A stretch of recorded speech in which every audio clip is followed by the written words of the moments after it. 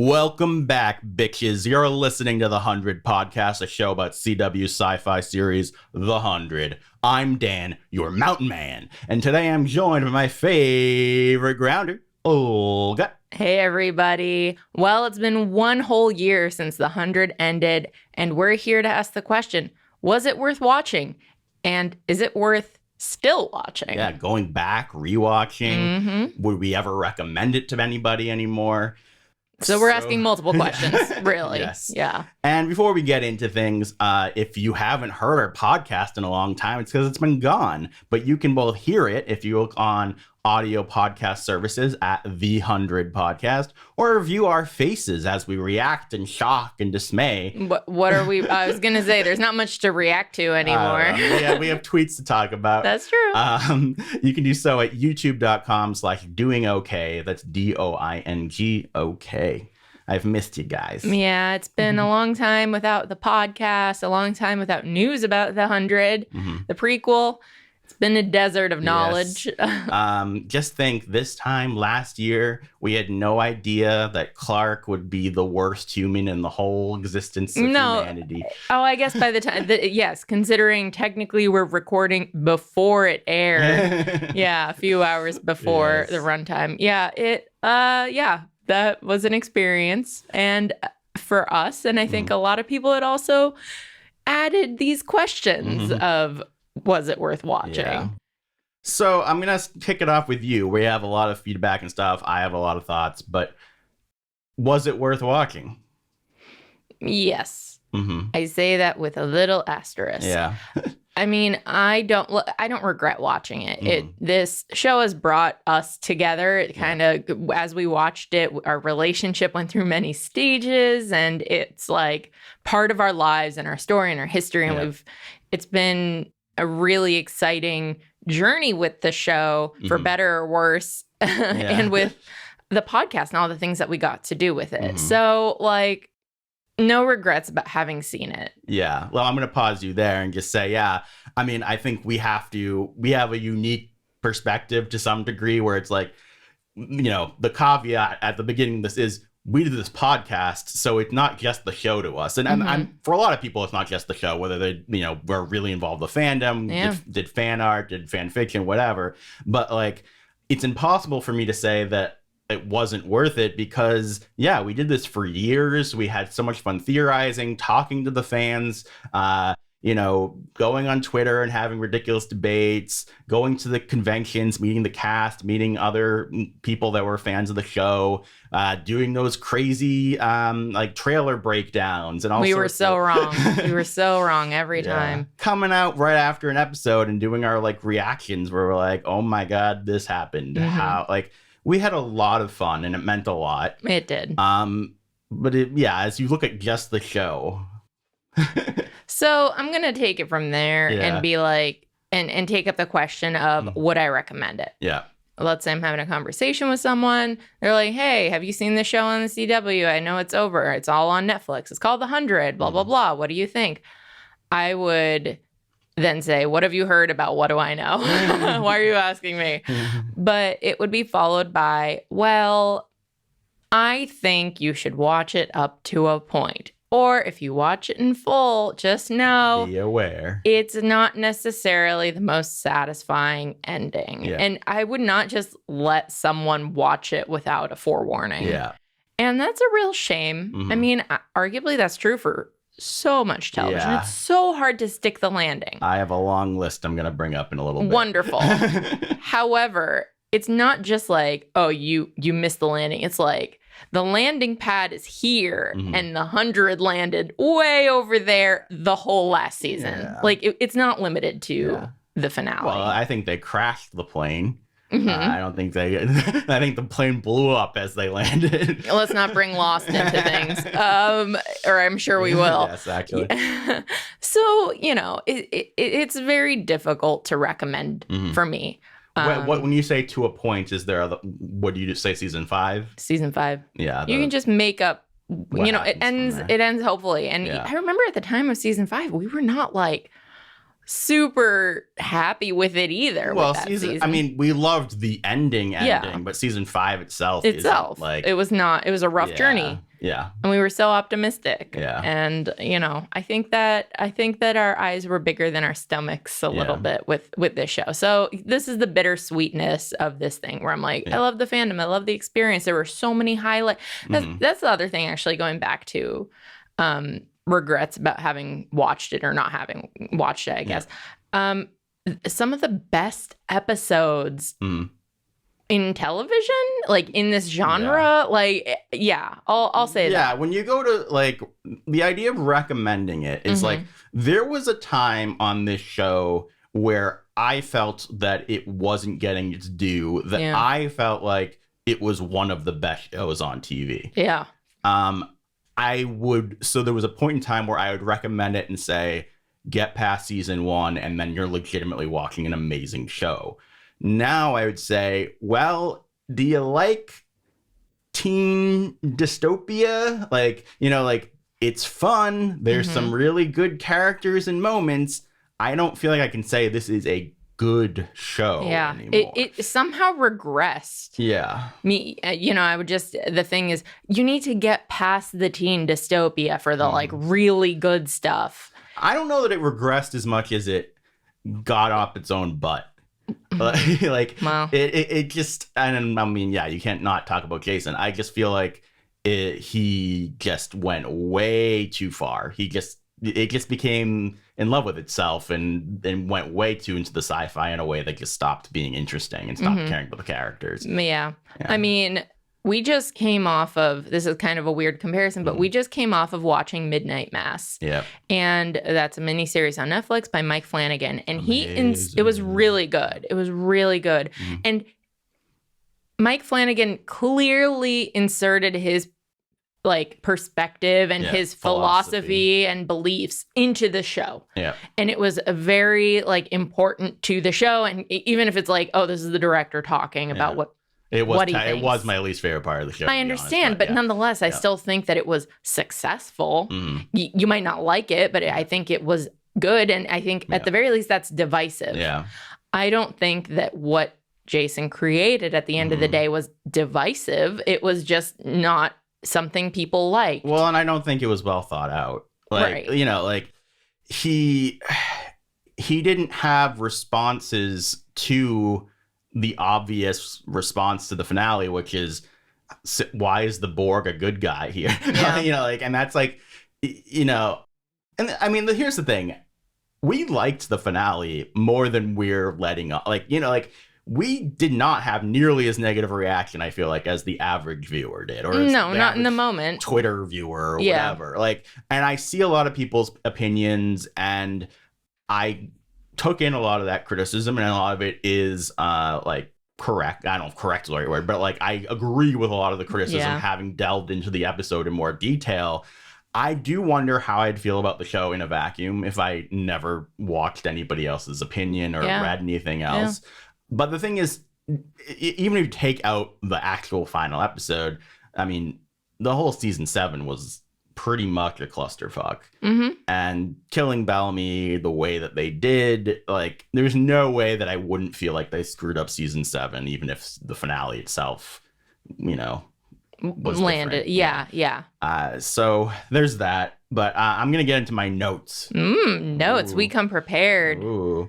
All right. So I don't know how to say this in a not depressing way, but I'm going to say it. Oh, good. All right. Everything I love in media at this point has a big asterisk next to it. Whether it's Harry Potter because of J.K. Rowling, Buffy because of Whedon, Veronica Mars because of Logan, Game of Thrones because of the ending, Friends because of the dated jokes, Dexter because he became a lumberjack and I hate lumberjacks. Now the 100 is just amongst the many fallen bodies of things I beloved. Yeah. You know, it's really a bummer. And I think to a certain degree, this question comes down to your philosophy about like storytelling and media in general, right? Where it's like, even if it gets twisted or doesn't end the right way or whatever, was it still worth the journey? Was it still worth the moments that it brought you happiness? And I almost always feel that the answer is yes, but do I continue to love the thing? You know, like Yeah. do I still, I mean, and how much do you, you know, try to push the bad thing out of your head if you're going to re-enjoy it versus having to reconcile that it's not the thing it once was. You know, like I think Harry Potter is a really good example for me, because especially because it went back to so young and such a pivotal thing for me, where it's like, can I just enjoy Harry Potter, you know, and try to push away, like acknowledge death the of issues. the author. Yeah, acknowledge the issues and things like that, but just be able to enjoy it for what it is? Or do I try to find a way to accept the problems and accept the good and find the balance in the middle and have maybe a more mature understanding of this flawed piece of art made by flawed human beings? But then it's not the same thing anymore. Like it's I think my opinion is this. It depends on the premise or, you know, what the thing itself is trying to achieve. Yeah. So that's the thing that's so heartbreaking for many people about like Harry Potter is that it is like, oh, it's about acceptance and finding the, you know, the person who's oppressed, like rising up and standing up for themselves. And then you have an author who is not doing that. Yeah. And then, so what did she even believe? And what, you know, can we take any of that? Yeah. You know, Game of Thrones, who will have the throne? We follow these characters, blah, blah, blah. No spoilers, but it is a shit show at the end of who's fighting for it. I want to pause you for a second. Yeah. Say, I'm not trying to say there's an actual moral equivalence here. Like Game of Thrones just had a bad ending. Right. J.K. Rowling's like an awful human being. Right, correct. And I'm not comparing these in the sense of like the badness of that but my point is that you have different scales of that where, in Game of Thrones, it's a disappointing story and storytelling. Another thing, it's about like the heart behind it. Yeah. With the 100, it's about the philosophy. And our characters are asking these questions throughout of what does it take to survive? What kind of person am I? Can I ever be redeemed? What are we willing to do for survival? And is it worth it in the name of that? And when you have these questions and characters that we care about struggling with them, and then in the final act or acts, they're acting not like how they did when they were asking those questions, but you're trying to answer them. And these answers are not for the people that we knew as viewers. Yeah. And that's the thing that's disappointing. Like we got an answer to those questions that, you know, from the author is making a judgment. Yeah. And this is not one that many viewers agreed with. And then you face the thing of like, well, is the creator supposed to deliver just what an audience wants? But is it to serve the story? And I think many of us, and myself, I'll say, I don't feel like the conclusions serve the story. I don't even feel like, and I don't know what's what or whatever, but like, I would feel a little differently if I felt like this is actually the story Jason even wanted to tell. Like, I don't think it is. So like, I'm not like, oh, woe is Jason or anything like that. I'm sure it's pieces of the story he wanted to tell. But like, it doesn't seem like season 7 went the way that if he had his way completely 100% control over all the human beings involved, that it would have gone. And so it feels like a rushed, mishmashed idea of maybe a version of what he wanted, maybe. And I mean, at the end of the day, even if you don't like the way it occurred or whatever, the fact that they became like a hive mind, and even if you don't feel like he earned it, the answer he gives in the finale is humanity did manage to grow and evolve and become better than their base instincts. Like, that is the overall message. And obviously there's multiple different messages, but like, I don't think that it like completely contradicts, the philosophy from earlier in the show. I honestly think the character stuff is the worst. The more egregious. I actually agree with you, and that's a great way of putting it. That I think that if you look at one of Clark's lowest points, season 2, walking away from Arcadia, it's like, okay, what would you want for her? Oh, you would want her and humanity to grow. Yeah. But then, okay, we answered the humanity part. But what about the Clark part Yep. as our protagonist? Yep. And I think that people would also say the other part that is ruined by the hive mind stuff is they also want humanity to thrive and humanity to, rebuild. Yeah. And obviously, for a lot of people, becoming part of this alien light doesn't achieve that. And yeah, I we didn't even rewatch down to the episodes, to be clear. So I don't know how out of my ass I'm talking about the finale. But, right. How much of it is the low points of it sticking in my brain? Yeah. And I think that's a shame where I'm trying to pull like some high points, like Hope. Great. That came to me immediately as a high point. And so when I theoretically recommend this show and say stop at 5, aren't I saying, well, you're going to miss out on Josephine and you're going to miss out on Hope, and for many people, you're going to miss out on Gabriel. Yeah. I mean, that's the thing. I would never personally. I understand why a lot of people say stop at season 5. I would never say that. Because you're a completionist? Because I can't remotely imagine doing that with a television show. Being like, okay, there's 2 more seasons of this show I like. I'm just not going to watch them. Like, I couldn't do that. I think it was someone told me, hey, this is going to reframe or has the potential to reframe how you see everything that preceded it. Yeah. And proceed at your own and I would even say there are some killer performances, but there are some really disappointing character choices and things that they had to contend with that could sour you on this and make you feel like you wasted your time. Like someone who's going to rewatch it arguably isn't going to have the fandom experience. But if someone is the kind of person who's like, oh, I just want something to watch. I don't need a second screen experience.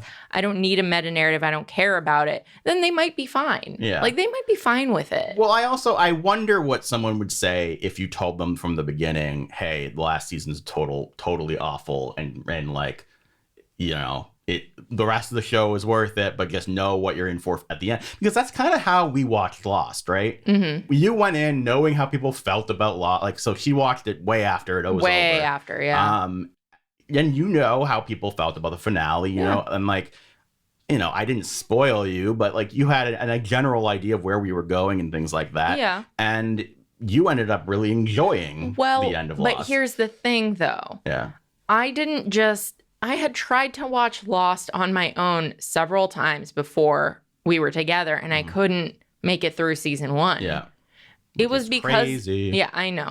But that was always on my mind was, the ending. And I couldn't keep going. There were annoying characters, and I was just, like, not able to proceed. Yeah. It was only because you whose opinion I trusted and still trust, like, you were saying it's not as bad as people are saying. I mean, it's divisive, but there's so many good parts. Yeah. And because our tastes are similar, I trusted you. And in the end, I agreed, hey, it wasn't that bad. There were some low points and things that didn't make a lot of sense or didn't feel like the best part of the show. But overall, I don't have any standout moments in my mind that are like glaringly terrible. I do. Yeah, across the sea. Okay. Well, yes, but you've also seen it more times. And I have put in more hours on the 100 than I did on Lost in a way. But yeah, definitely. But I my point is that like I didn't have the fandom investment. It was just the two of us watching it, and I was able to just take your opinion. And I will say, I think the difference between Lost and the 100 is when a lot of people complain about the Lost finale, honestly, even if you're someone who doesn't like the way the show ended, I think you're wrong to say the finale is your problem. Because the finale was never going to solve the problems that were set up throughout the whole rest of that season. If you feel like the mythology of the show was not explained well, or they didn't, like, that's the problem people have with the end of Lost. It's not actually the final episode. Like, unless you're one of those idiots who thinks that they were dead the whole time, and then you don't even understand the show. But let's not pick fandom fight. We escaped most of the toxicity of the 100. Let's not get lost into it. But the point is that show ends very well when it comes to character. And so even if you feel like, oh, it was a waste of time because they brought up all these mysteries and didn't pay them off and blah, blah, blah, at least you feel like you your investment in the characters paid off. And even if you didn't love how a specific character paid off, a bunch of them paid off in positive ways. Yeah. And in this case, the only characters that I feel like my investment paid off on are maybe Octavia, Amori, and Murphy. A little bit Raven. But like other than that, I'm like Raven, interesting choice. Well, I mean, at least she like by the end of the season had like come around, was fighting for Clark, you know. Yeah. I thought it was messy, but okay. Yeah, it wasn't the best ever, but like I don't feel like they ruined Raven. Fair enough. If anything, like might have ruined her the previous season. I don't know. I don't feel like my investment in Clark and Bellamy, who were the two main characters of the show, paid off. Yeah. So, and this is just them as characters. This isn't us talking about their like romance or lack thereof. Although I think that it's 100% a valid argument to say that the show not paying off the buildup of their romance is the show failing, because that was core to the show, in my opinion. I would say I don't disagree. Yeah. I'm just saying that like the note on which their relationship ended was so terrible that to me it overshadows any like question of, well, should they have been together? It's like whatever you should have done, it should not have been what you did. Yeah. Even if you wanted to end on them never having gotten together and just being friends, that is a total different stratosphere than what actually happened. Yeah. Jeez. Yeah, because I mean, Bellamy's death is so bad on so many different levels, whether it's Bellamy himself, whether it's the reasons why it happened on and off show, whether it's the fact that Clark is the one that does it, which ruins Clark too. And the reason she does it and the way it just has no purpose. Like that is something I don't think I will ever let go. So this is the thing. One of the things is that like, even if I do say, well, yeah, I'll rewatch it someday, or, you know, I think it's okay to recommend it and I don't regret it, I will harbor resentment for so many terrible character moments forever. Yeah. Here's the thing, like, if I was going to rewatch the show, it probably wouldn't be for like 10 years. And I mean, like, if we just met right now, I would probably show you the show and tell you the ending's going to be bad, but I think the show's worth watching. But absent of that, absent of like someone who like I really want to share my history of television with, I can't imagine what's the impetus for me to watch this whole show all over again when I could be watching something good. Or even frankly rewatching something that was a disappointing by the end but had more consistency, internal consistency. I would rather rewatch all of Veronica Mars right now than the 100 in the next 2 years. The fact that Veronica Mars has a stain at the end makes me so much more depressed than this, honestly. That's fair. But you had a more, arguably an even more personal relationship with that than we did with the 100. Yeah. But yeah, it's God. Yeah, a sigh at the end is probably how I would describe the 100. Let's see. What else did I say? I said they decimated the two leads. Accurate. I said I would recommend it to someone that I know likes this kind of show, but I would warn them and would not say it was a good show. What happened? Yeah. What happened? We've been defending this show for years on this podcast, and I've defended it for years to people, and I don't think I ever actually successfully convinced anyone to watch it. Yeah. My friends and various acquaintances have very different tastes. Yeah. But they were like, oh, well, we're happy for you that you like this show. And, you know, some of them knew it ended and they were like, how was it? Oh, like, was it everything you wanted? And I'm like, no, thank you for not watching it because it would be embarrassing. Yeah. This is why She just only watched Midnight Mass, and then Says the guy who didn't love every part of it, but it was really good. It was really good. Yeah. All right, let's read some of these tweets and emails Let's that do we it. categorized by different opinions. And we're so sorry if your tweet or email didn't get included. We had a lot of responses, Which I'm very grateful for. Yes, absolutely. Yeah. But, this is a touchy subject, and people wrote in. Yes. All right, so we decided we're going to break this video / podcast into 2 parts. This is where we're ending part 1. We will have part 2 out next week. I'm not going to say a specific date yet, but it will be next week for sure. Or Olga will punch me in the keister.